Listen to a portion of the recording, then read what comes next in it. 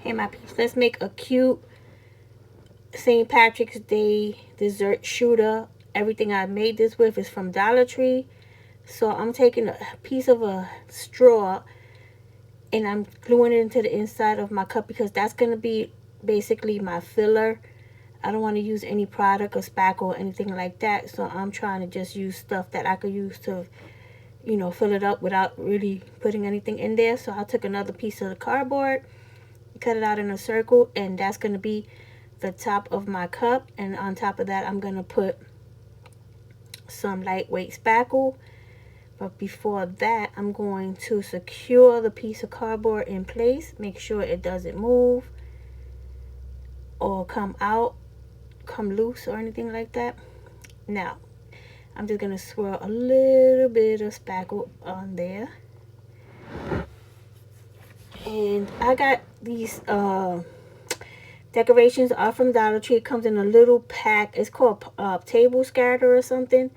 And it has rainbows, little gold coins, glitter, a lucky pot. The spoon is from Dollar Tree. I cut the spoon part off. I just needed the handle to put into the shooter. And I just decorated the top of my dessert with all the St. Patrick's Day decoration. Even that little clover was from Dollar Tree. The only thing that wasn't from Dollar Tree are these little tiny decorations that I'm putting on there. That's from Play Code 3.